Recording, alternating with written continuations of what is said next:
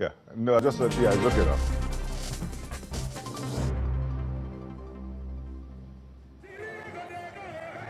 When President Goodluck Jonathan won Nigeria's presidency in 2011, much of his support came from the southern Niger Delta region, which is where he's from, and also from communities across the nation that share his Christian faith.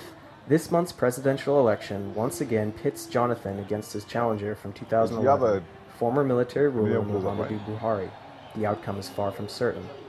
Whoever wins will be tasked with ending the ongoing Boko Haram insurgency in the northeast, managing what last year became Africa's largest economy, and mitigating the corruption that has held back the country's development. How are you? For some voters like Oloko Akpaka, that's the most important issue. If corruption is tackled and solved, most of Nigerian problems will reduce, including most of domestic problems and probably insurgents. But religion and ethnicity, rather than competence, will be on the minds of voters when they go to cast their ballot, says academic Abubakar Carey. But certainly ethnicity, regionalism, and religion are going to be very, very prominent factors in the elections. If any discerning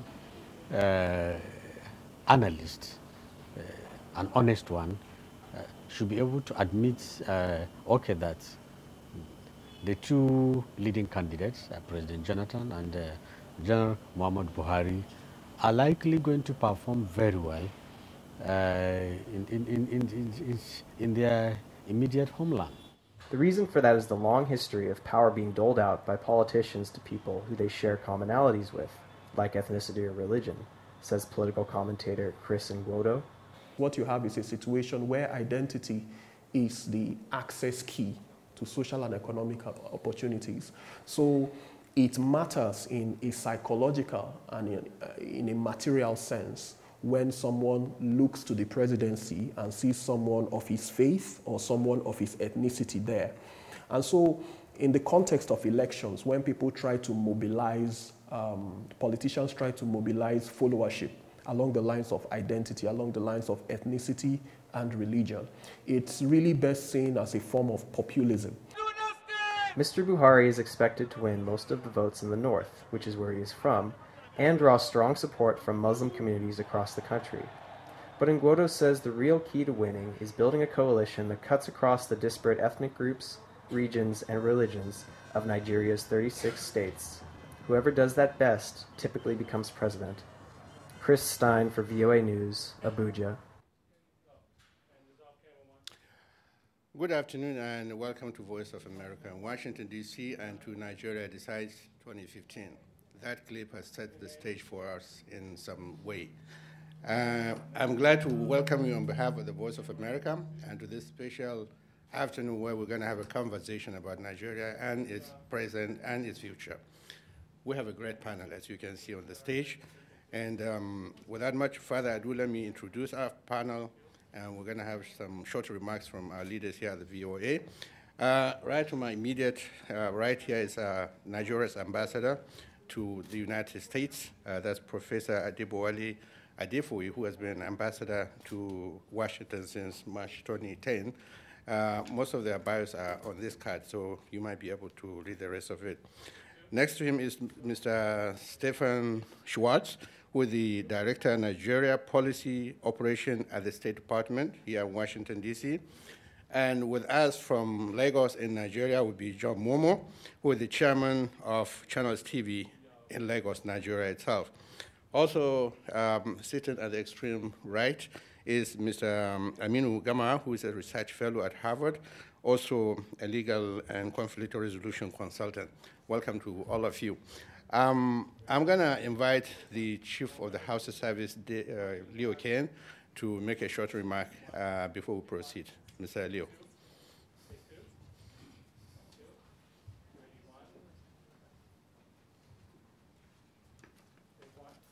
Thank you, Aliyu. My task has been cut for me, and it's just to introduce the Director of Voice of America. The Voice of America Director, David Enso, traveled to Nigeria along with the BBD Director of Global Strategy, Robert Ball, Africa Division Director, Negusi, and I about a year ago. While there, he had the opportunity to meet with the current Vice President, Architect Namani Sambo.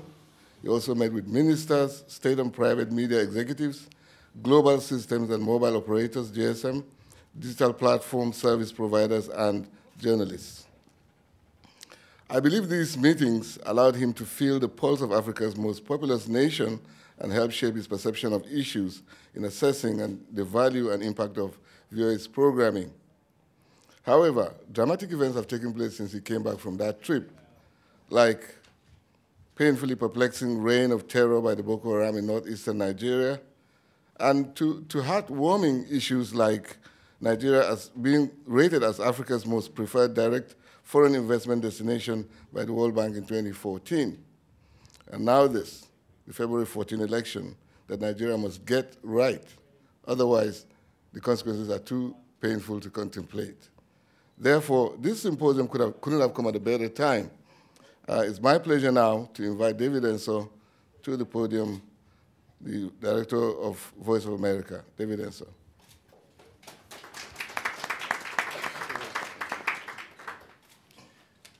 Thank you very much, Leo. It's a great pleasure to be here and to have these very distinguished guests with us here at the Voice of America today for an important discussion.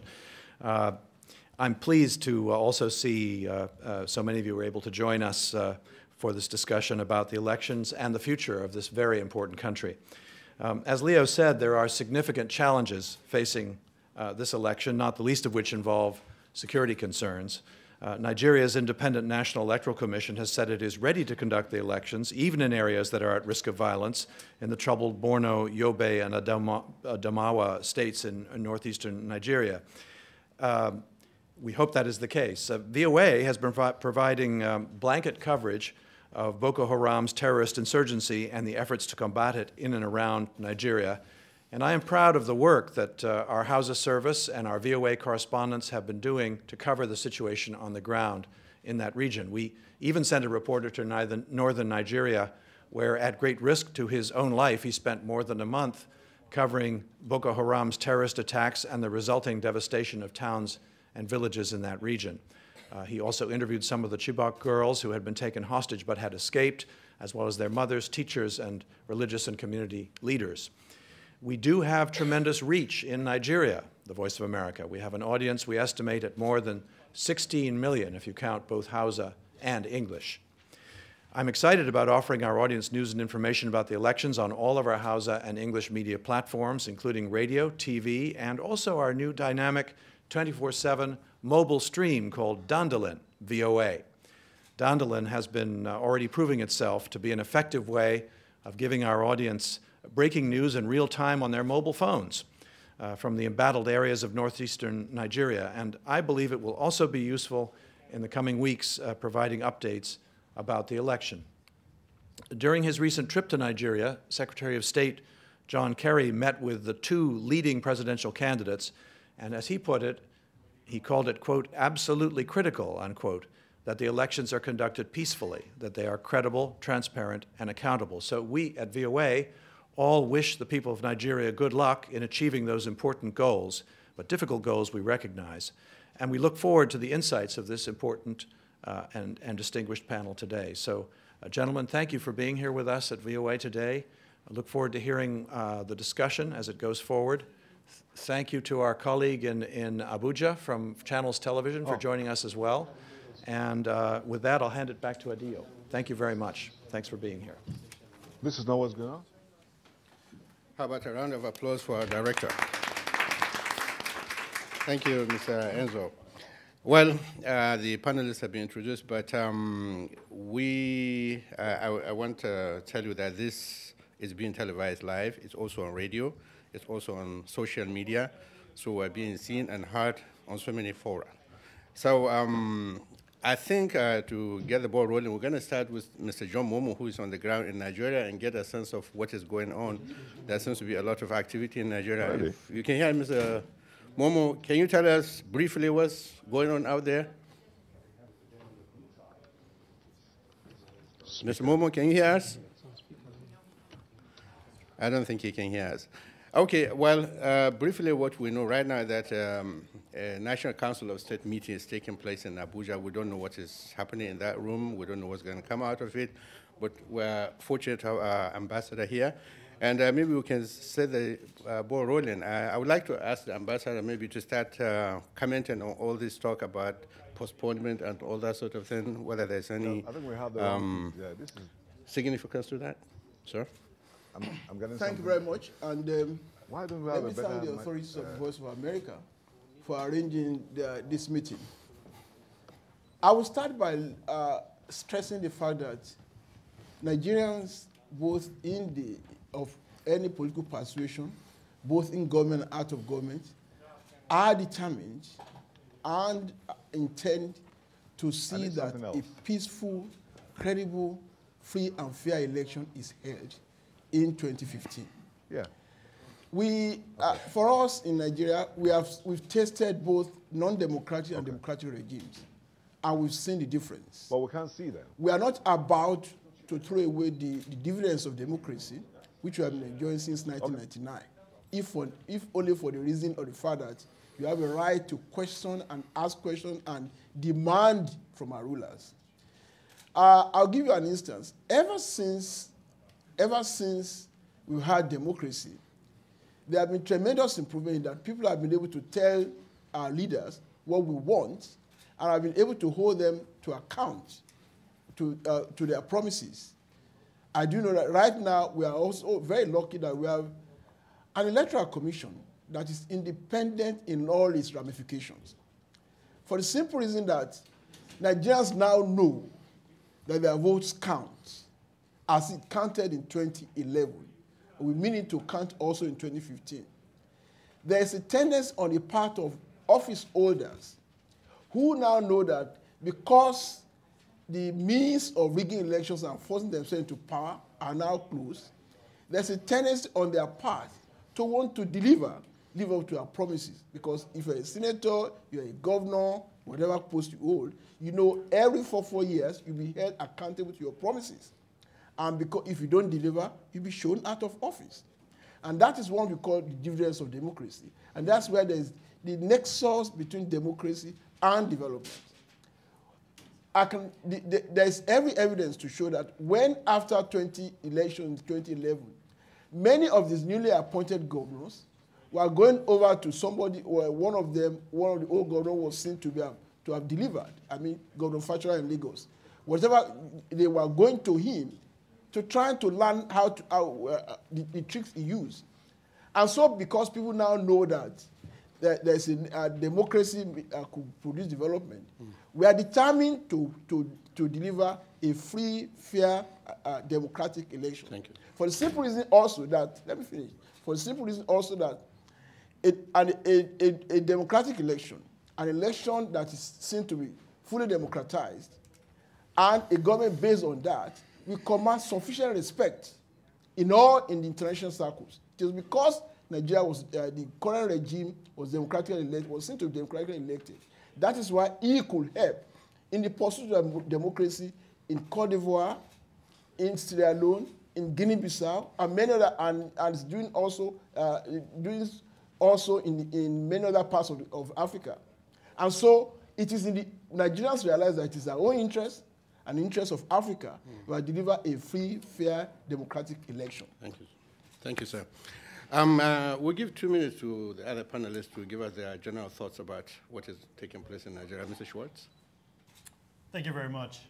Nigeria is a very important strategic partner for the United States, and it's a country that's important for all of Africa and the world.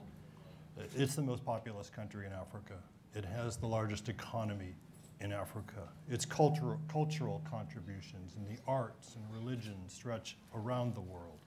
It's one of the world's top oil exporters. It's a vibrant democracy. It contributes importantly to peacekeeping. It sits on the UN Security Council and on the UN Human Rights Council. This is a country of consequence, and it's a country that matters to the United States. And these elections matter quite a bit to the United States, to Nigeria, and to the world. Nigeria needs to get it right. The United States has been working for years with the with INEC, with civil society, with political parties to try to strengthen the process, to contribute where we can to a well-run election that the people of Nigeria can have confidence in, where the outcome of this election reflects the will of the Nigerian people. And we think that Professor Jega has done a good job. There's work to be done, and there are challenges that INEC and the country face. In the Northeast, as you mentioned, logistical challenges, but they're working hard, and we're confident that the elections can go ahead on the 14th. Chairman Jega has said so very recently, and we would support that. One area where Nigerians can make a big difference, of course, is by going out to vote. That's their chance to express their view on who should lead them. And Nigerians should look at the candidates, pick somebody who they think best reflects their interests and who will do a good job, hold them accountable. And to do that, tens of millions of Nigerians still in the next 4 days should make every effort to pick up their permanent voter card at their ward or local government office. You need that to vote. Over 20 million Nigerians still don't have them, but they are available, and we encourage as many as possible to do that so that this vote would be uncontested and would reflect the will of as many Nigerians as possible. Thank you, sir. Thank you. Thank you very much. Mr. Gamaro? Oh, well, thank you so much for having me, and it's a great honor and privilege to share a platform with my own ambassador, who I don't always agree with, but I respect so much. VOA is, for me, is something that I learned right through my childhood days, because my father was a very avid listener of VOA Hausa News. So I was introduced to international affairs at a very young age. He would ask me, do you know Jimmy Carter? And I was very young, and this is a person who doesn't even speak English. And I would say, no, I don't know. And then he would explain to me. He learned most of the things he learned through VOA. So I think VOA has contributed a lot in educating, entertaining, and informing many Nigerians. And I'm glad that you are putting this together. The director mentioned that Nigerians listen to VOA. Someone told me that even Boko Haram listened to VOA. So that is why it's very important that we are careful what we say and how we discuss. I think the previous speakers have rightly pointed out some of the context. I would like to point out some of the challenges. I think it will be boring if we all focus on what may go right. And I think there are certain things that may likely go wrong, which we would like to stop and prevent from happening. President Goodluck Jonathan has promised a free and fair election, which is really a good thing. It's one thing to promise a free and fair election. It's another thing to deliver a free and fair election.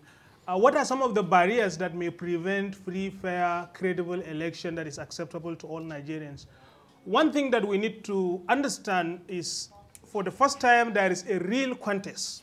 I think everybody, even within the PDP ruling party, have agreed that the opposition is really strong, and you can hardly actually predict the outcome. And I think either side may win in the election.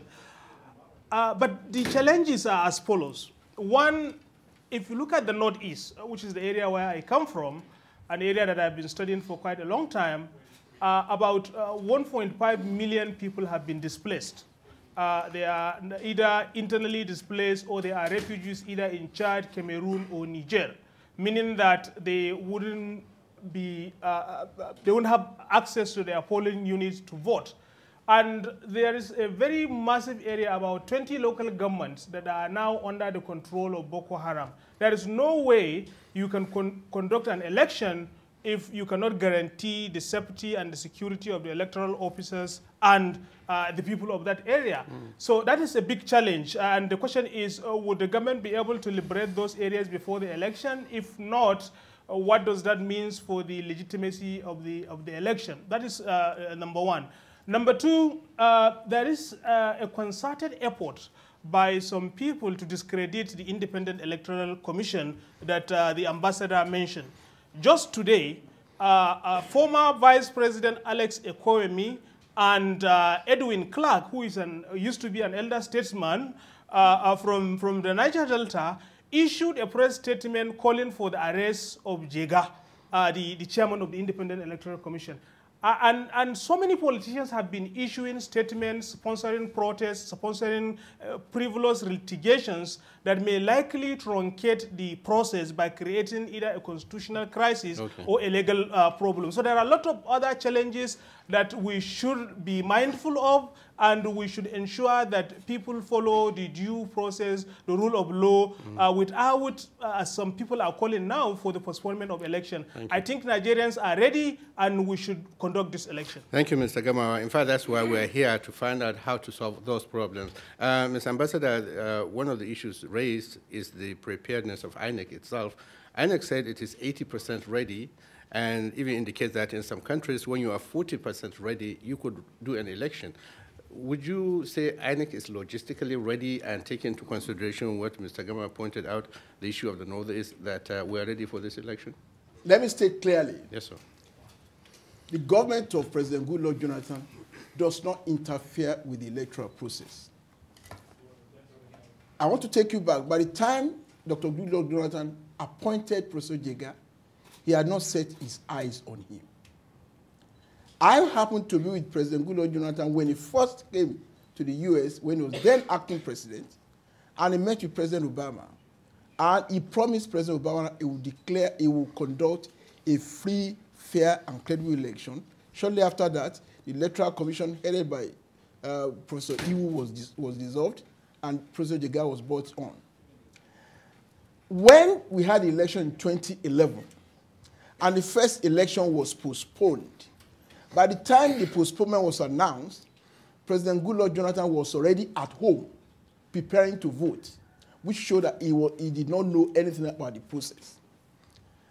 I'm not sure how many times President Goodluck Jonathan has met Jega one-on-one ever since his appointment.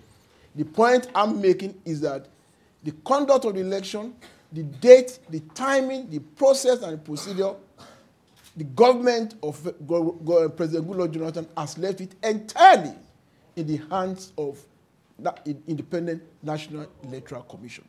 So, when you talk of logistics, when you talk of the date of the election, when you talk of this, all that the government is interested in is a free, fair, and credible election conducted in accordance with the constitution of the country, and leaving INEC to take steps, necessary steps, to ensure this.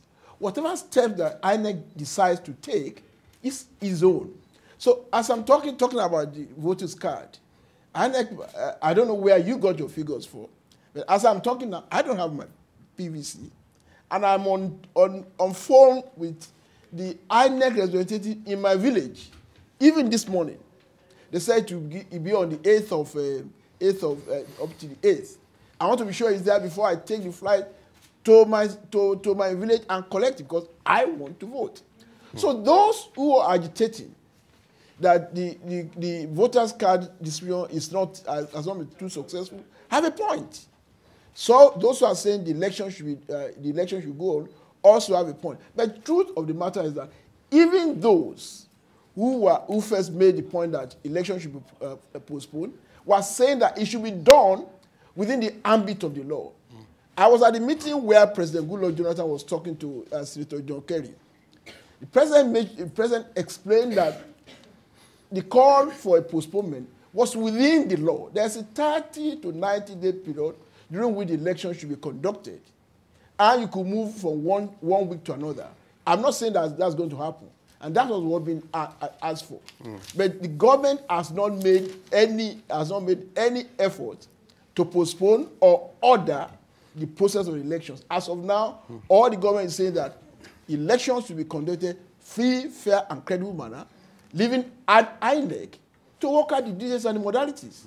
So whether you have some people, IDPs and all that, that is not that's not the responsibility of the government. It's for INEC to do whatever it has to do to make sure there is a free, fair, and credible election, make all the amendments necessary, and make sure that the election is delivered. As far as the government is concerned, and let us be clear, we should make a distinction between PDP as a party and the government.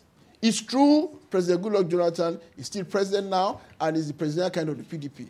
But then there's a distinction between PDP, what Femi Falcao says, and what Goodluck Jonathan says.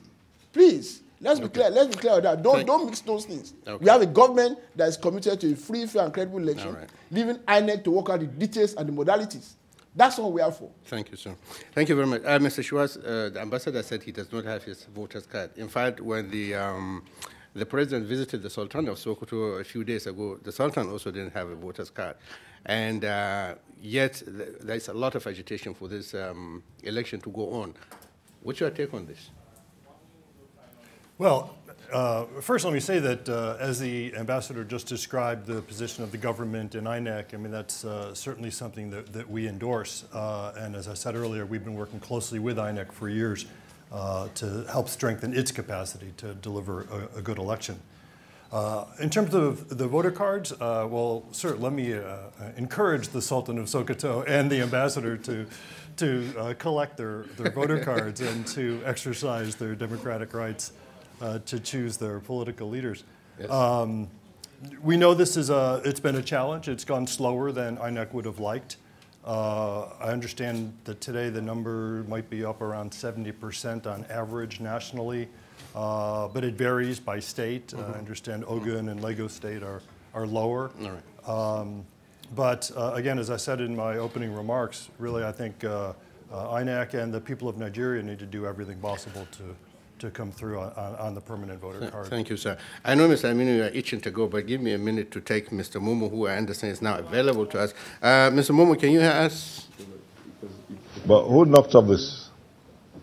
Can you hear us very well, sir? We need you to tell us what's on the ground, what's going on, your take on the atmosphere in Nigeria. Get my number, my phone. Hello, Mr. Momo. We are watching you talk. We don't know if you are talking to us or, or to somebody else in your office. I think I'm going to go to Mr. Aminu Gama until we sort this out. So, Mr. Aminu, you are itching to say something? No, I was just trying to tell the ambassador that if I am overemphasizing the issue of the IDPs... I need you to address everybody, not just the ambassador, because this is a conversation we're having with the world. So if I appear to be very passionate about the IDPs and the refugees, it's because that is the area where I come from, and I'm talking about my own people. So I think if there is any person that should advocate for them, I should be the one. And I think it's the primary responsibility of the Nigerian government to protect every Nigerian, I mean, including the people living in the Northeast. And if we confuse Jonathan with PDP, forgive us. I think it's largely because of the way and what we read in the news, and the fact that we are really worried, and I'm saying this openly. When I open the news and I read that the Niger Delta militants who have connection with the president are issuing threat that Nigeria would become history, there will be war, or Nigeria will become ungovernable if Jonathan is not elected, and they don't care whether the people like him or not, he must be elected. When I read news like that, I think it's not encouraging. And not even once has the president come out to disassociate himself from that statement. And I think the ambassador should encourage His Excellency. I know that may not represent his view, but I think we want a peaceful election. We want to have a free, fair election, but we want to keep the country together. And I think it is quite discouraging to see politicians on both sides issuing statements that are implementary, issuing statements that tend to divide people along religious or ethnic divide. So I think we should focus more on issues and encourage our leaders to really talk to their supporters and their base that they may be held accountable. The ICC prosecutor recently issued a statement that the International Criminal Court is also paying attention to what is happening in Nigeria. We want democracy, we want free election, but we want it to be peaceful. Thank you, Mr. Amin. Absolutely. I think I have to respond to what Aminu just said. Please do. Yes, Asari Dokubo and Tumpolo make statements, inflammatory ones. At the same time, some people from the other part of the country have been making inflammatory statements, saying that, I mean, the whole idea of what you have, Boko Haram, the rest of it, they really want to establish a certain type of government in Nigeria, and there will be people from that side. There was a governor from the other part of the country who said they should deal with people who oppose their party as rats. And I think it was the American ambassador in Abuja had to rise up against that statement. So inflammatory statements are being made both from the north and the southern part of the country. And I'm not... the two wrongs don't make it right. And I remember the publicity of the PDP coming out to dissociate themselves from the statement credited to Asari Dokubo and Tompolo, saying they do not represent what the PDP stands for. But then, so they do not represent what the government stands for. So that, and then don't forget, this is very, very important. Both President Goodluck Jonathan and General Muhammadu Buhari did sign an agreement to ensure that there is peace. The elections are conducted peacefully and cordially. And the president has reinstated his determination to stand by that. He is on record as having said, my ambition to remain as president does not demand the shedding of any one person's blood. And he said it several times, don't rig for me. I'm not asking anybody to rig for me, and my ambition does not deserve the shedding of a single person's blood. So on his own part, as president now, he's committed to a free, fair, and credible election, and whatever happens, Nigeria will still be there, because we have to, our people on both sides should realize that there has to be a Nigeria before you can become governor or president, and it is in our collective interest. We've gone through a civil war, we've gone through so many things, and it is in the interest of Nigerians, we all realize it, that our future lies in one single individual united corporate entity. Our size is our strength. Our diversity is our strength. The collective wisdom of us we have is what is making us the largest economy in Africa. And there has to be a Nigeria peaceful and stable. And we shall get that after May 29th. Thank you very much. Your Excellency, I have to stay a little bit longer with you, because I know in addition to agitations by some people to either go on with the election or postpone it, there are also a lot of court cases agitating for both candidates not to be allowed to contest. There are people who are challenging Jonathan's eligibility. There are people who are saying because Buhari doesn't have a school certificate, he shouldn't contest. Even if we decide to go ahead with this election, do you see these legal problems coming in the way? That's democracy in practice. That is democracy in practice. Democracy backed by the rule of law. But what happens if one of the legal cases... You ask me a question, please. Yes, sir. You go to the court of law and make your case. If you win, it's now the issue of enforcement. And that's a difference entirely. You are free to make to file a case in court, no matter how frivolous it is. It's left for the court to decide and for it to be implemented. Now, let me finish. Nigerians have said, there have been cases challenging this. Nobody has ever said, until the cases are decided, then we know what to do. You have every right to say the election should not be conducted. People are protesting that the election should not be on February 14th. Others are saying, let us have it 2014, even there are no voters' cards. That is freedom. That's democracy in action. So that's what we are trying to do. We want to be the bastion of democracy in Africa. And that's why I want to establish with this election in this period. Thank you, sir. We are all agreed that security is a major component of this development. Mr. Schwartz, I'm not sure we have addressed adequately the issue of how to conduct election in the northeast, where Boko Haram is dominant. Do you have any thoughts on that? Well, as my colleague here pointed out, I mean, it's a real challenge, and there are many local government areas that where the election will not be able to be held. Because the government doesn't have access to those areas, unfortunately. I think INEC has done a great job in trying to figure out how it can best extend the vote to the internally displaced. And I believe they've come up with a formula where they will do their best to access and allow the vote to IDPs who are in their state where they're registered. And INEC will make, working with the security services, a pretty courageous effort to get balloting done in those areas and to enfranchise as many of those displaced in the Northeast as possible. Thank you, sir. Mr. Aminu, there are people who argue that if you do not include people in the Northeast, your election is not comprehensive, it's not complete. And you seem to be making that same argument that if these people are excluded, then there is a problem. Yes, there is. So how do we solve that problem?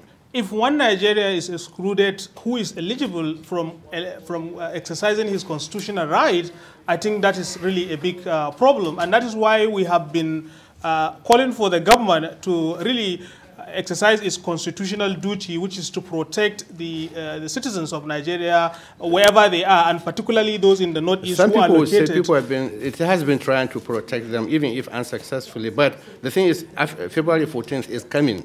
That election is supposed to hold on the 14th of this month, in 9 days from today. How do you deal with that situation until then? Well, we have people in the IDP camps, and they are there in thousands. And the INEC has already started an initiative trying to see how they can create a polling unit in the IDPs so that the internally displaced populations would be able to cast their votes. But I think what is more important is a large part of Bauchi, which is in the Northeast, almost all of Gombe, Yobe, these are all areas that Taraba and a large part of Adamawa, these are areas that are under the control of government. Life is going on peacefully. What the government needs to do is to increase the security in that area, because this election is not only about exercising our democratic rights, it's also about proving Boko Haram wrong. Boko Haram is against democracy. Allowing the people of the Northeast to exercise their constitutional right to vote in the election is a rejection of the Boko Haram ideology, and is a rejection of the idea that you cannot govern yourself through the democratic process. That is why we are saying the government should, as a matter of responsibility, protect the electoral officers, protect all the people that are participating in the process, so that we don't allow them to come in and either kill, bomb, or attack people. But Aliu, I want you to quickly, as a lawyer, to allow me to respond to the issue of use of courts. Okay, please make it short. It's a very short one. Yes, if we look at the 1993 election, which was one of the free and fairest election ever in the history of Nigeria, which was subsequently cancelled, one of the pretexts used for cancelling the election was a case that was taken to court by someone who deliberately wanted to scuttle the process, and it was used by the military as a basis for cancelling the election. What we are saying is simple. Yes, the courts are there. They have a responsibility to play. The judiciary has a responsibility to play. But we should never abuse the court process, and we should never use the courts as a means of achieving what we cannot achieve through popular votes. Okay, thank you.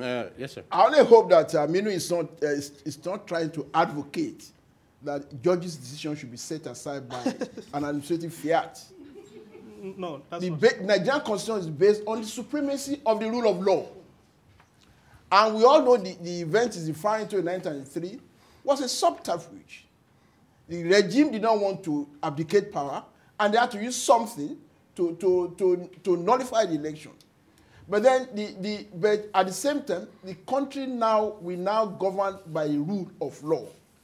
Anybody is allowed to go to court to make a case to file a petition and action. This is right. But when the judge finally makes up his mind, the judgment will be clear enough as to what the implications will be on the situation as it exists at that time. And so there will be clarity. Of course, we know in the past, when gubernatorial elections are taken to court and they are decided, it used to be that people who did not even contest election will now come in and be governor overnight. But now it is said that when an election is overthrown, is disputed, and illegalized by the court, there should be a new one, not that the person who lost will now become the winner. So the judiciary itself, we have confidence in our judiciary. That's one thing we have. And one of the things why I always tell people that this our country, Nigeria, will be there. Don't mind all those pseudo-academics, many of them in this your US, who say that Nigeria will not be there by 2015. I always tell them they are like one stupid man who goes to the bank of the river, waiting to see the time the crab will go to sleep. The crab never sleeps, though. He'll be there for the rest of his life. Nigeria will be there forever. Thank you, sir. So let me. I know why. No, go ahead, sir. Well, I'm not stopping you. I'm just. So Nigeria will be there forever. So let all this. So when all these people, whether judiciary or not, we believe in the rule of law, Yes, sir. and then we make sure that the law obtains and it will be given the appropriate interpretation in a way to make sure that Nigeria survives. We believe in the three arms of government: judiciary, executive, and legislature, all independent, and that is one of the dividends of democracy which we want to uphold. This election we hold, and a regime will be there. And Nigeria will remain. So in IDPs, INEC is making its efforts. I want to see how far they can go. And we are going back to talk about Boko Haram. Yes. But I'm sure you are aware right now there's a multinational task force that recorded significant victories in the battle against Boko Haram in the last 2 or 3 days. Okay. I'm not sure by the time elections are held, the situation in the Boko Haram affected states will have improved. I'm not saying they'll be perfect as it happens in areas not affected by Boko Haram. It will have improved so much that election will be held. I know that I only hope that after the election is conducted, those who lose will take the normal decent route, the court of law, and then our judiciary is there. They are not perfect, but they are doing the best they can. And also, to show you that how much INEC has made so much progress. If you look at the number of election petitions in 1993 compared to 2011 and all the elections we've had, there's a decrease in number of election petitions, which shows that INEC seems to be working well. Elections have been conducted in states where government lost, and nothing happens. Okay. Thank you, sir. Just before we leave INEC and move into the security arena, you could have an election. The question is, just like you pointed out, how would people react after the election? Somebody is not going to be happy, apparently, after the election. And from the war drums that we've been hearing from people like Asari Dukobo from Niger Delta, from within the north and the rest of it, there's an apparent appearance of people who are willing to get violent either way, no matter who wins the election. 2 questions. One is, how do you conduct an election that will be acceptable to everybody, to the extent that there will be minimal or no violence whatsoever? Let me go back to, we'll come back to you, sir, but let me give Mr. Schwartz a shot at this.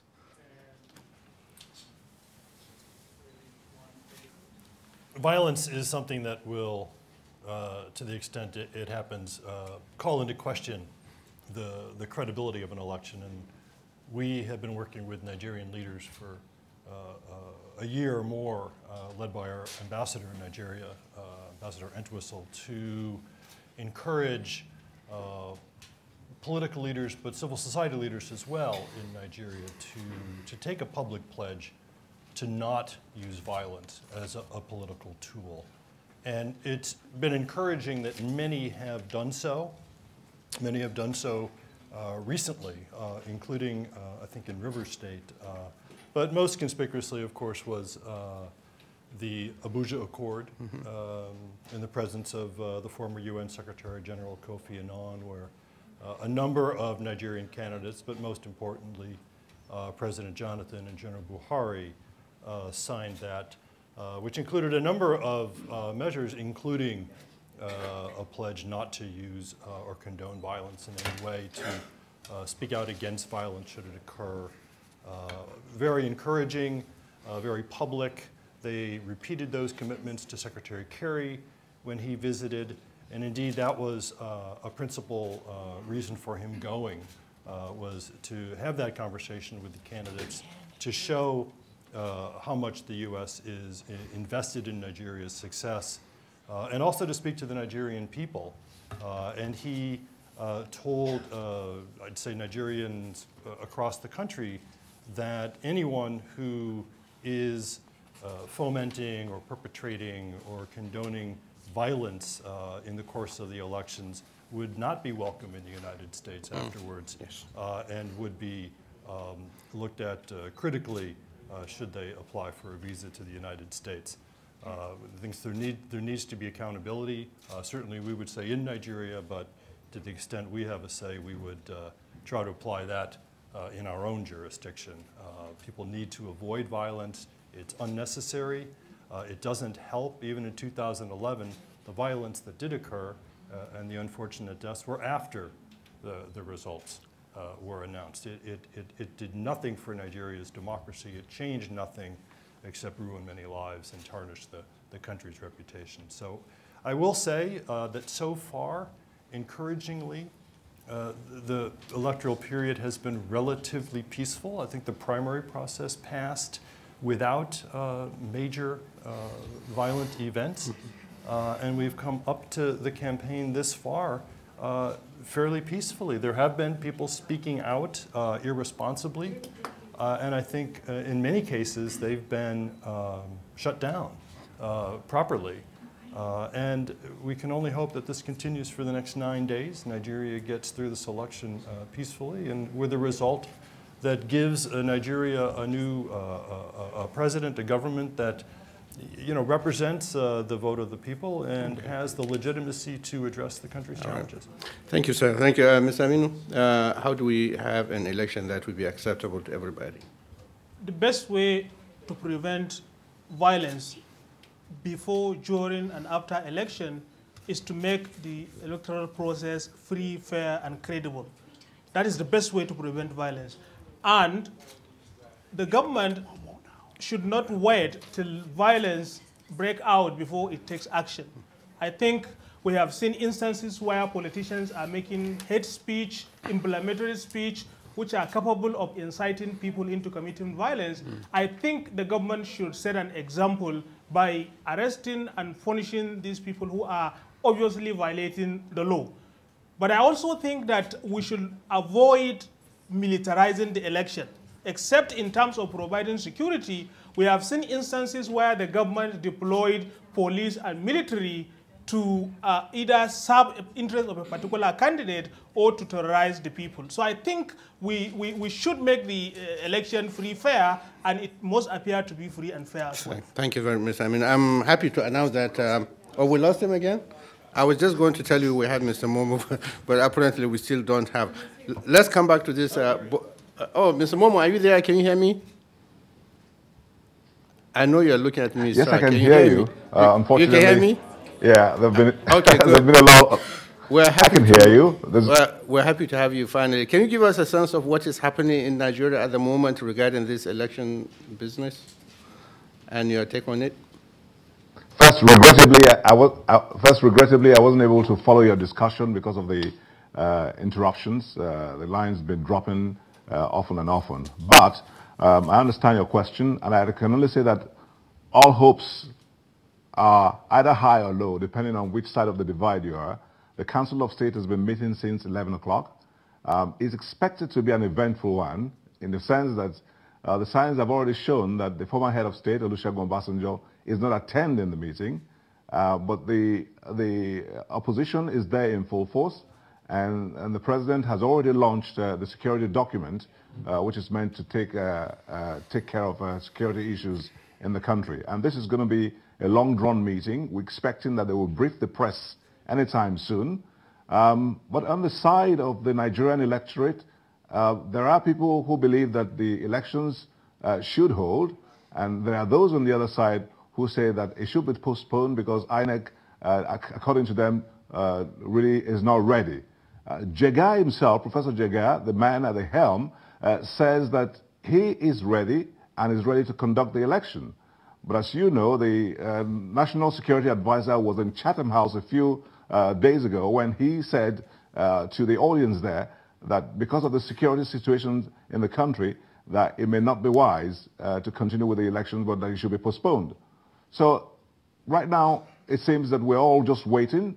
It's almost a situation of flux, but we're expecting that at the end of the day, because of the opposition is there in full force, that they may have the day. But if they're presented with some facts and documents regarding security to show that also that INEC logistically is not ready, then they will have no choice but to postpone the elections for maybe about 2 to 4 weeks. Thank you very much, Mr. Momo. Your Excellency, let's come back to this Boko Haram business. You are making a reference to the Africa's regional effort to help Nigeria fight this situation, where I understand that about 7,500 soldiers may have been mentioned. In addition to that, we even had Iran is making an offer to also come into the picture. Do you think this regional effort would ultimately succeed in getting rid of Boko Haram? Thank you. But let me quickly restate one-line comment on what John just said. John, I hope you're fine. It's my good friend. Just to correct that. I am indeed. Okay. Just to correct that, the National Security Advisor did not advocate for the postponement of the elections. It was at Chatham House in response to a question as to whether what could happen, what it suggests could happen in case that INEC doesn't seem to be ready, with particular reference to the issue of permanent voters card. And he said it is within the purview of INEC to do what it likes, but there is nothing bad in shifting the election, so long as it's within the ambit of the law, that INEC has between 30 to 90 days before May 29 to conduct the election and produce a winner. And so if it has to shift a particular election by a week or so, there's nothing bad in it, because it was done in 2011. That's what he said. It was not that he was saying the election should be postponed. Just want to clear that. Yes, then on Boko Haram. No, I mean, it depends on your interpretation. Yeah. Okay, Mr. Momo, we will come back and give you a chance. I also want to... Also on that, the point is that this point was reinstated and made clear to Senator John Kerry in Abuja during the meeting with President Goodluck Jonathan. I was there. So it was clear that it's not that... The problem is the media has taken it up. They took part of the NSA statement and covered with what they liked. Okay. It was a response to it because it was taken out of context. It was taken out. It did not say postpone the election. It said because it was said postpone the election. You have the right to do it, but within the ambit of the law. Okay. And this was restated. It was as if government was already advocating the postponement of the election. That's not it. Okay, sir. Before you touch the board, let's give Mr. Momo Can I comment? Yes, please, come on. Go ahead, sir. Yeah, I mean, the whole media, I agree, and they're in unison to that in reporting, that there was a suggestion that the election may be postponed because of the fact that it's raised security issues. And the question, everyone is saying, why go to the UK to announce that when you could easily have passed on the information or the message at home?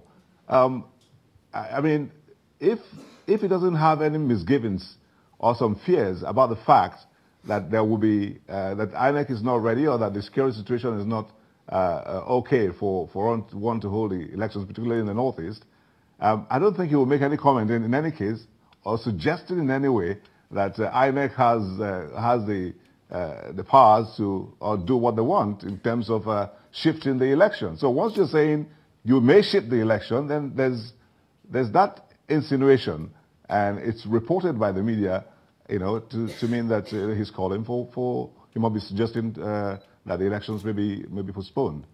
And there's nothing wrong in postponing the elections. It was done the last time anyway. If INEC is not ready, and if 20 million voters still haven't gotten their cards, it just might be wise to postpone it for about 2 weeks or more. But whether they will be ready in 2 or 4 weeks is another question time. The opposition doesn't want it. The ruling party seem to favor that. So that's the reportage that we're given from this end to all these issues. Okay. Thank you, Mr. Momo. I guess we will have to wait to see what the National Council of State does about all of this, maybe by the end of the day. Your Excellency, let's come back to the issue. Mr. Schwartz, Mr. Amin, did you want to contribute to any part of this last bit of the discussion we're having? Well, just simply from the standpoint of the United States, if the chairman of INEC feels that for administrative reasons he needs to delay the election for a short bit to complete certain procedures to make the election more credible, that's his prerogative. As the ambassador said, he did that 4 years ago. It was delayed a week.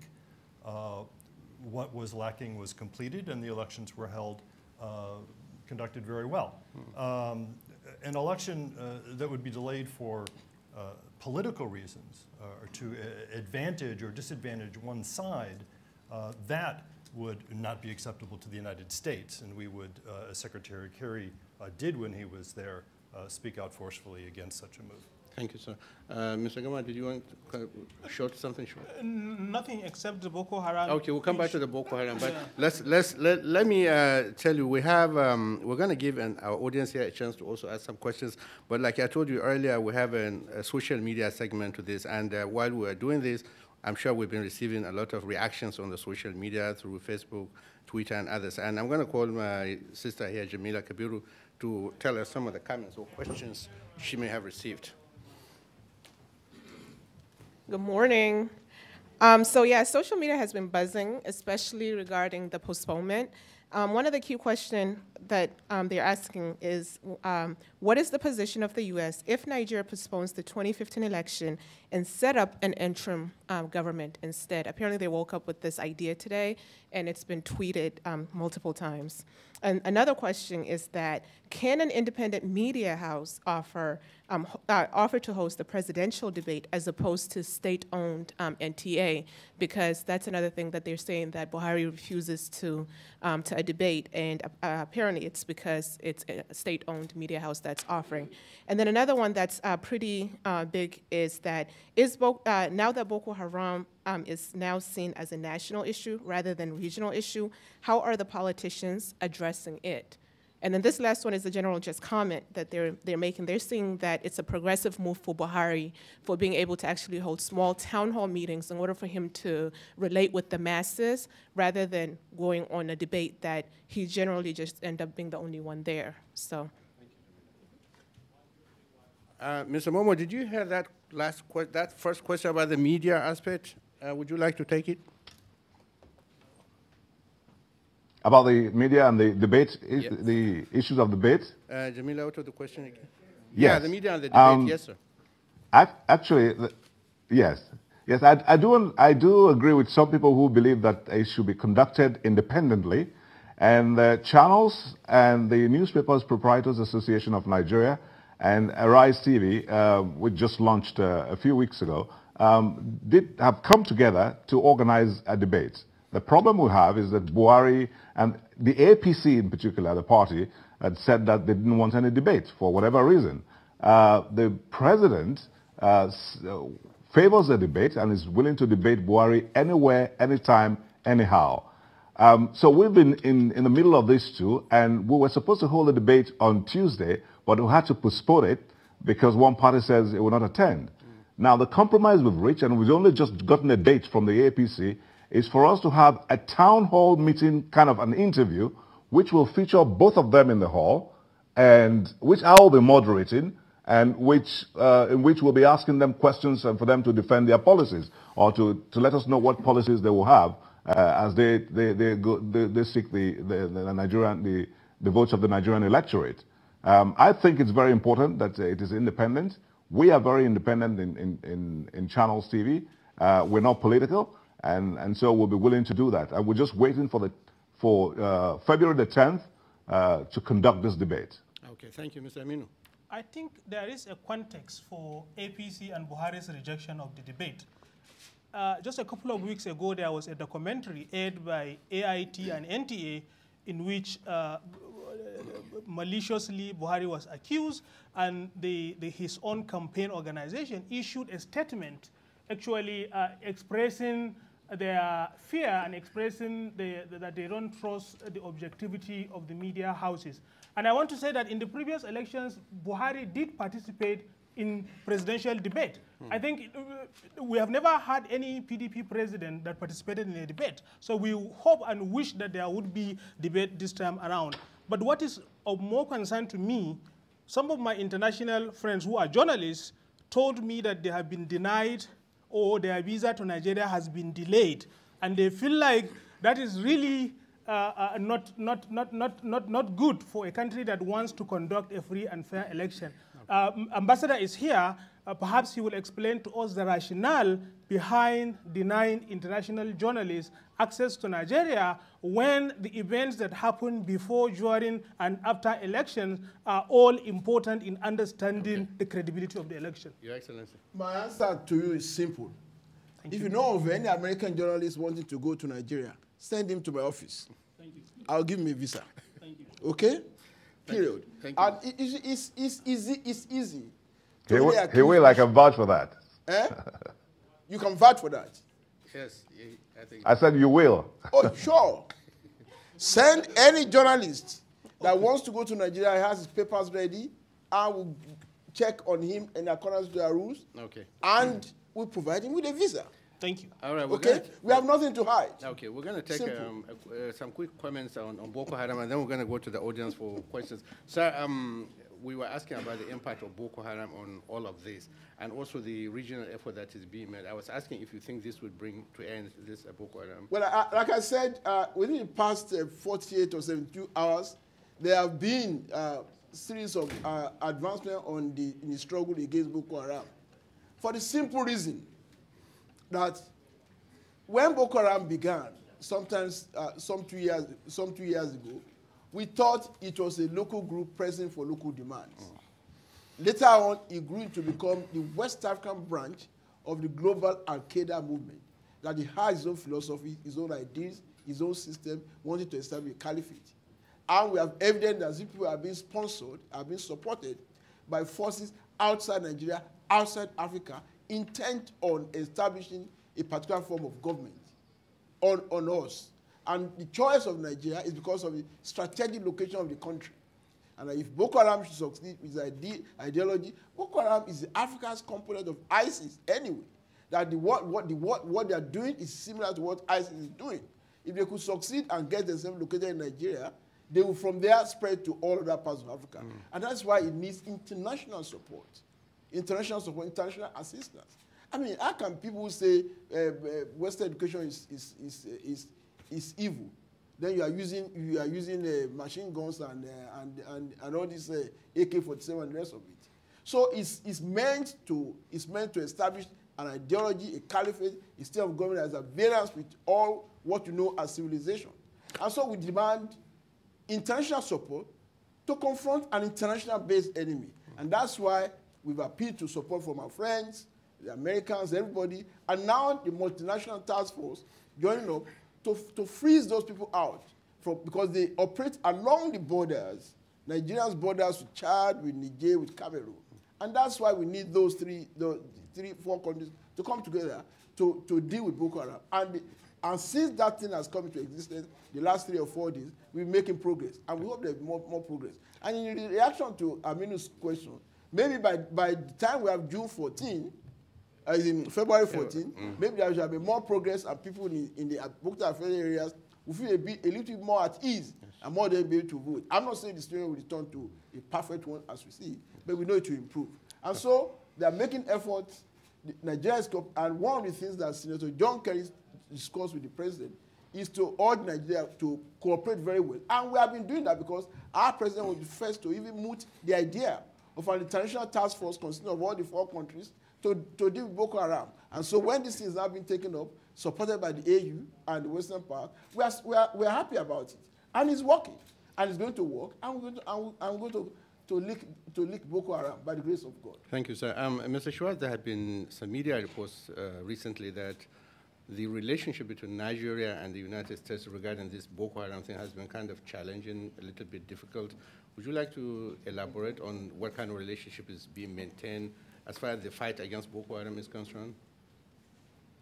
Well, I mean, first, to address the regional issue, I mean, we really applaud the cooperation that's been going on among the countries in the Lake Chad Basin. I've been to all of the international meetings that have taken place on Boko Haram over the last 6 or 10 months.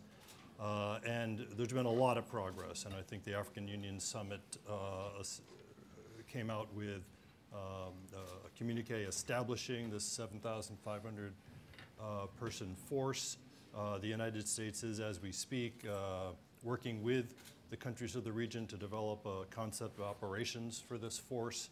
and we look forward to finding out what its needs are and how we can support those countries in their effort. Chad and Cameroon are completely engaged in trying to fight the scourge of Boko Haram. And all of that is excellent, but at its heart, this is a Nigerian problem. I mean, Boko Haram grew in Nigeria from 2002. It mutated in 2009 into just a purely deadly element, which is getting worse and worse. Last year, killing, we estimate, at least 5,000 people. And the region can do everything it can to keep Boko Haram out, and we would applaud that, but it needs to be eliminated from Nigeria, and that will take a comprehensive approach. First and foremost, of course, it has to be addressed militarily. They are killing Nigerians across the country, particularly in the Northeast. And it needs to end. I think Nigeria needs to find a way, and we very much want to work with Nigeria on this to make its army and its Air Force more effective in operations against Boko Haram. I think there's a lack of equipment and maybe leadership, and the fight is not being taken to Boko Haram as effectively as it could be. And we look forward to continuing to find ways to help Nigeria address that better. But there's also areas where protecting the civilians have to be, really the top point for the Army. They need to adopt a counterinsurgency strategy and to make the population in the Northeast their ally in this fight and not collateral damage. Protecting those people, seeing that as your goal, will lead to victory. The people are not enamored of Boko Haram. They fear Boko Haram, and they're suffering under its presence. But certainly, I think we and the Nigerian government are on the same page in wanting to eliminate it from Nigeria, and we will find a way to help them do that. Good to hear that. Mr. Momo, do you have any thoughts about the impact of Boko Haram on all of this?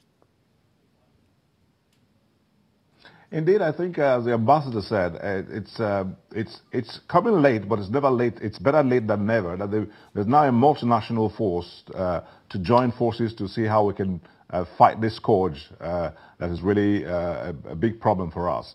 I think the Nigerian army are now being energized. They are ready to take the plunge. Before now, and you must know, they've been starved of equipment. And, where there have been talks about the money voted for equipment not getting into the right hands. But right now, I think they've taken delivery of some equipment, and they've been getting making some successes in the past few days. I can only see the end of Boko Haram in the horizon. And I think with the multinational force coming together, with the other key states coming to join us in this fight, which will also be of benefit to them, Boko Haram would soon be tamed. This is ISIS in this region, and it shouldn't be seen or used as a political tool. Unfortunately, they've used this as a campaign tool, but I think it's much more than anybody can imagine. And there's just the need for everyone to come together, join hands together under one voice, and fight the scourge. Thank you, sir. Mr. Momo, Mr. Gama will take a bit, and then we'll go to the audience. Well, I would say that I really commend the Nigerian army recently for their effort. I have a brother, Zaben, in the battlefront, who I always pray for him. So I always think twice before criticizing the army.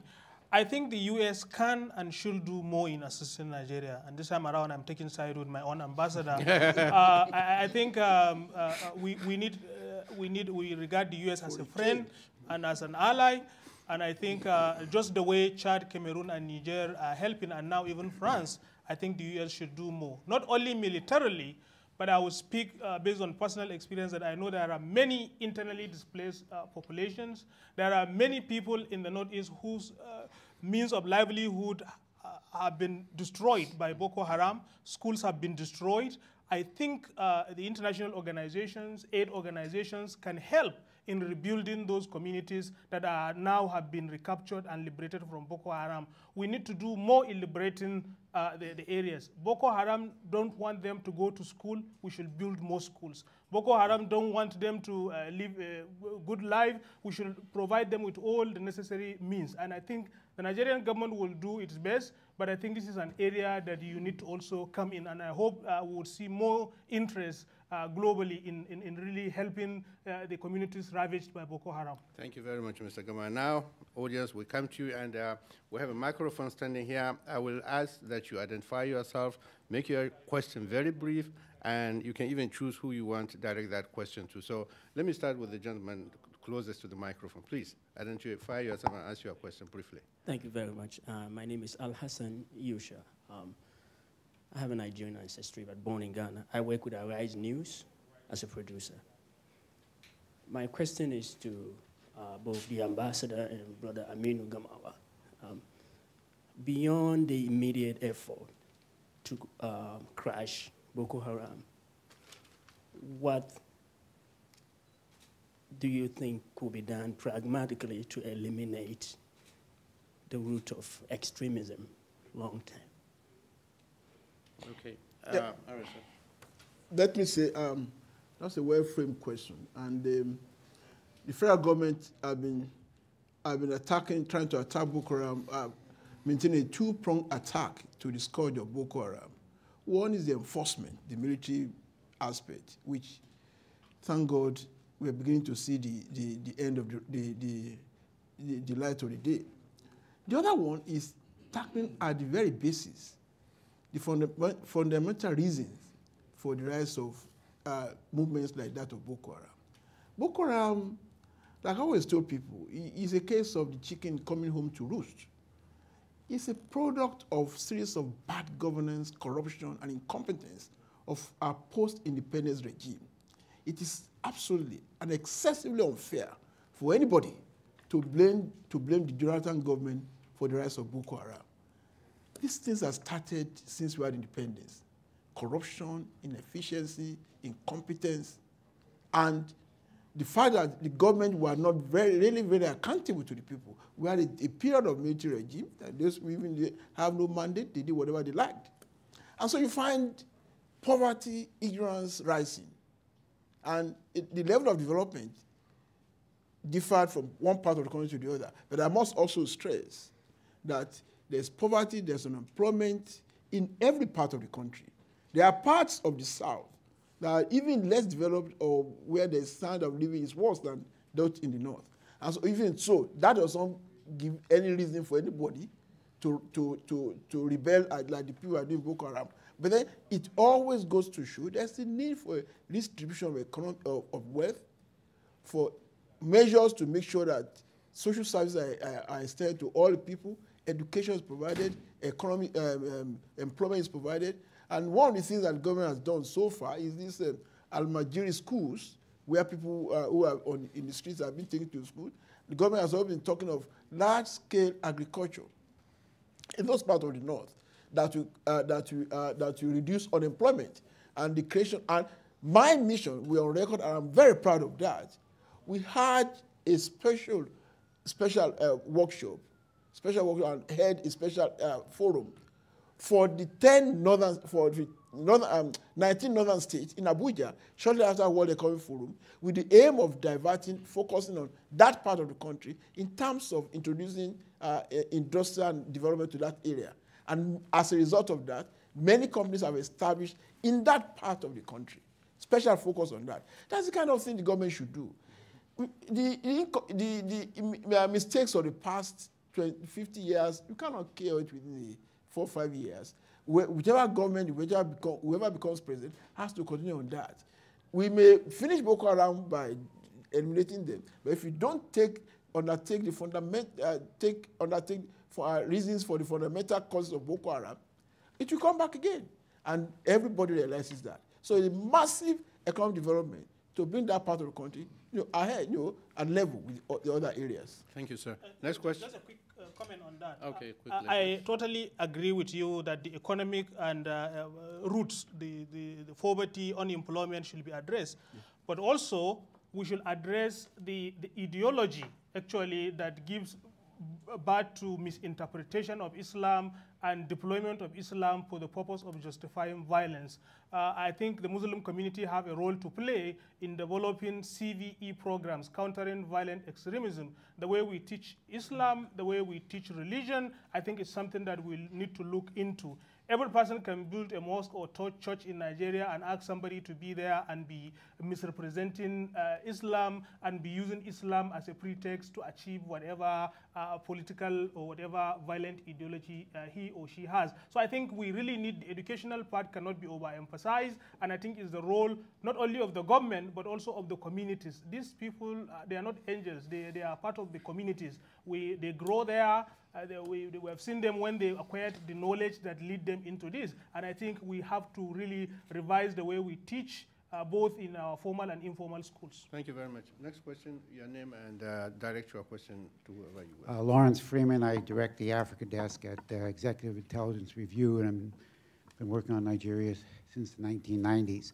My question is directed to the ambassador primarily, but I also recently came back from Chad, where I'm an advisor to the Lake Chad Basin Commission, and I'm working on programs for economic development for the entire region, which is part of the problem.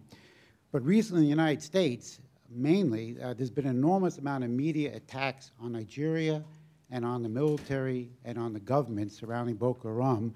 I think 2 days ago, the Defense Intelligence Agency testifying on the Hill castigated the military in Nigeria. Numerous NGOs and media attacking the Nigerian media. I read a report from Amnesty International yesterday which bordered on insanity, saying that Boko Haram should respect human rights, not defeat them. Where is the effort to defeat Boko Haram? And there is a lot of tension, notwithstanding the U.S. State Department's policy. Okay. The United States is not putting forward an aggressive policy to work with Nigeria. And somebody said our relations between U.S. and Nigeria are 10 years at their worst point. So what is going to be done to actually support this fight? And also, there are people who say there are forces who would like to see the election permanently postponed. Okay. Ambassador Lyman called for a year postponement. Others say they'd like to see the breakup of Nigeria. So I'd like the ambassador to address these if he could. Thank you very much. Mr. Ambassador, well, sir. I already said to you, Nigeria will not break. Anybody who's advocating that, it's like the foolish man, like I told you. He will sit at the Bank of Nigeria for the rest of his life. So, I've had my brushes with the U.S. media. They always tell you that it's you are all equally guilty. Even John himself, all of you, you are equally guilty. You say bad news make good copies. So when constructive developments are happening in Nigeria, you don't say it. But when Boko Haram kills 5 people, it's top news, and you say that. So we had World Economic Forum in Nigeria. It was on the most successful World Economic Forum in Africa. They hardly mentioned it. They focus on Chibok gas. I'm not saying Chibok gas is less important. So I'm used to them. They bash me with so many things. With Boko Haram, with Chibok. They used to bash me with Ebola too. Now we finished Ebola. So it's 1 down, 2 more to go. And we survive all this. So in the U.S. media, I know why they are doing it. They are behaving like they are Nigerian counterparts too. But we are here to, the only thing we say that if many of you are journalists here, if you want to attack Nigeria or write a bad report on Nigeria, be sure of your facts. Because if you do that and you're not sure of your facts, you get more than what you give. Because we have a mission that is responsive, that we are academically minded, we do our research, and we get back at you. So don't joke with us. So about the hearing, there's a hearing today at the Congress. I'm going there. Amnesty International, they are going to come and talk about Boko Haram and human rights violations. It is most disingenuous. You talk about Nigerian military violating human rights. You just forget about Boko Haram, the activities, murdering people, killing people. Those are not violating human rights. Now you say the Nigerian army, when they deal with Boko Haram suspects, they are violating human rights, and therefore Nigeria should not be supported. It is absolutely illogical. Let me finish. It's as if you're saying that, see what happened, see what the Jordanians did. Okay. See what the Jordanians did. I mean, it is only fair for any commentator to see what Boko Haram is doing to us and see it from our own perspective too. You just take Boko Haram violation of human rights as given. But when the Nigerian army now reacts, oh, you are violating human rights. Come on, for goodness sake. Where is fairness? Thank you, sir. Quickly. Mr. Ambassador, sir. Yes, sir. I don't hold brief for Amnesty International or Human Rights Watch, but one thing I would like to assure you is Boko Haram is a terrorist organization. They don't respect law. That is why they are a terrorist organization. Nigerian government is responsible for protecting Nigerians, and we shouldn't make even moral equivalence with Boko Haram. We are the soldiers working for Nigeria, protecting people. We don't accuse them for violating the rights of Boko Haram. Okay. We only talk when they violate the rights of innocent people. We all make mistakes, and I think the Nigerian army can and should do more in improving its communication. Okay. The Chad is showing us what it's doing. I think the Nigerian army is doing a lot that is not sharing with the world, and I think it needs to revise its media strategy. Thank you very much. I won't let that go without replying. No, I won't let that go without replying. Quickly, please. Let me give you an instance. Amnesty International, Human Rights Watch, what they call it. One of them came to me and said, during the last attack on Baga, that was in 2013, these fellows are not sure of their facts. One guy said, Nigerian army, watching through satellites, they said 1,600 houses were destroyed by the JDF, our own armed forces, in Baga. Baga does not have up to 1,000 houses. How can you destroy 1,600 houses in a village that doesn't have up to 1,000 houses? They are not sure of their facts. When I then ask them, how are you able to distinguish the wreckage from the air, where the wreckage you see on the ground is that of houses, of cars, or vehicles? That's what we are told. I said, I was in Baga. You are wrong. So they feed themselves, they feed the international community with false figures from that wrong assessment, and then they try to malign us. I'm not saying our armed forces are perfect. There are elements there that do not behave in according to the rules of engagement, and we are taking steps to punish them. But for goodness sake, be fair to us. Okay, thank you, sir. We have a total of 8 minutes to complete this entire process. So I'm going to take one very brief last question, and please direct it to one individual because we have one question. Let's hear from them before we close. So go ahead, Mr. Okay, I'm Sylvester Kerry. I'm a businessman and a political consultant. I will call myself a patriotic Nigerian. But I am of the opinion, Sylvester Kerry. Martin Luther said that injustice anywhere is, injustice anywhere is a threat to justice everywhere. I have never been of the opinion of begging America or asking America to help us. I run a private security company in this country for more than 10 years. We know what we're supposed to do. And I've been an immigration officer 15 years in Kano State. So my question is this. They say when two elephants fight, it's the grass that suffers. The community is going through a whole lot of stuff, and this election has promoted a lot of ignorance in ethnic and religion. My question is, we know that this election is being scheduled 4 years ago. What was provided, what effort was made to provide PVC cards and adequate security? And the good part of it is this. If the regional efforts are making to help Nigeria, it should be able to protect us for this election. That means we shouldn't defer the election because we have help. Okay, thank you, Mr. Sylvester. Mr. Ambassador, would you like to take that? Or?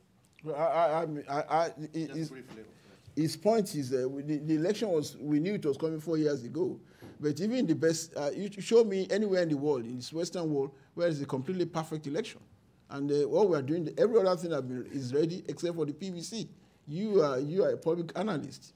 Show me a completely perfect election. There was an election petition here some years ago, and the first time that George Bush, W. Bush got there, to decide in a court of law, arising for things like this. I mean, we are human beings. Okay. INEC is a human institution. You don't expect magic. Thank you, sir. When you stay here for too long, this is the kind of thing we talk about Nigeria. Okay. Okay, quickly, please. I said it was the last. I didn't know you were standing there, but go ahead and shoot. Thank you for honoring me being the only female who is asking a question today. Adama Odefa, I'm a Fulbright scholar and also an intern here at VOA. I'm going to ask my question, but very quickly, please. I must say, hello, Mr. Momo. I've had a crush on you since your broadcasting days when I was a child. Hi, how are you? It's good to see you're still as young and handsome as when I was a child. Okay, so going on.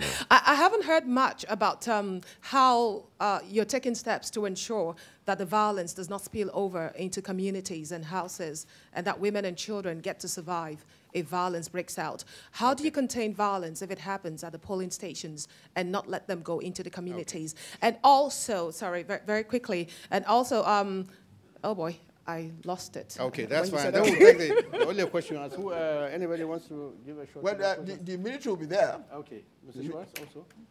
Did you want to? Oh yeah, no. I mean, the security services, will be their police, led by the police, and of course we're urging them and expect that they will act professionally and neutrally. But also, really, this is for all Nigerians to manage. I mean, at every polling place, there can certainly be grievances and misunderstandings, and it's the people there, the party leaders, the polling officials, who need to act responsibly and make wise decisions and solve it to the extent they can locally and peacefully and quickly. All right. Everything doesn't need to be violent or escalate. Thank you, sir. Mr. Momo, I had to ask you this question quickly. There's been a lot of talk about the fairness and objectivity of the media in covering this election. Could you take just about 60 seconds to say something about that? Well, he who pays the piper dictates the tune, they say. And so the media organizations who have politicians as the ones who are paying the piper would always have the reports skewed to their own advantage. And that's what's playing out, and it happens everywhere. I mean, in the U.S. it happens, you know. We know how Fox reports news that has to do with Republicans. So, but there are also independent media, and we fall into that category, and we will report all sides to an issue. We've been labeled ABC, APC, PDP, and so we are right in the middle of it, and we're very happy that we try as much as possible to give all sides a voice. But sometimes it can be very difficult. I think the media will be up to the task, but I think some of us will be failing in our efforts. Thank you very much. Your Excellency, I don't know if in 30 seconds you could tell Nigerians who are, thousands of them who are abroad and cannot vote, any plans for them to be able to vote in the future? Quickly, please. Yes, we want to get it right at home first. Once we get it right, and this election is deemed to be near perfect, President Jega has promised that maybe 2019, you people in diaspora will have the right to vote. Thank you, sir. Thank you very much. Ladies and gentlemen, that's it. I'm going to call the Director of the Africa Division, Mr. Negusi Mingesha, to give us a vote of thanks to close this session. Thank you. Mr. Mingesha, please. I think we are almost close. Thank you so much, distinguished panelists. This was the most spirited, lively discussion. I know, Mr. Ambassador, we found out you're one of the best advocates for your government and country, I think. This has been streamed live, and definitely we will use also as a content to enhance our program into Nigeria. Nigeria is extremely important for everybody. Nigeria should not fail. If it's really Nigeria fails, it has serious consequences that goes beyond the boundaries of Nigeria that can affect the rest of Africa. There's no doubt about that. We have actually a reporter on the ground who's going to cover the election. This symposium was actually organized in a short period of time. We have another grand plan after the election to call another symposium, actually, because Nigeria will be always on the news. So we'll be letting you know, right? We don't know. It might be maybe after end of February or first week of March, we'll organize another symposium on Nigeria. We'll let you know ahead of time. Thank you so much. Say goodbye. Thank you very much. We appreciate your coming, and we thank Mr. Momo in Nigeria and everybody who has found the time to come. Thank you, everybody, and have a very pleasant day. Thank you.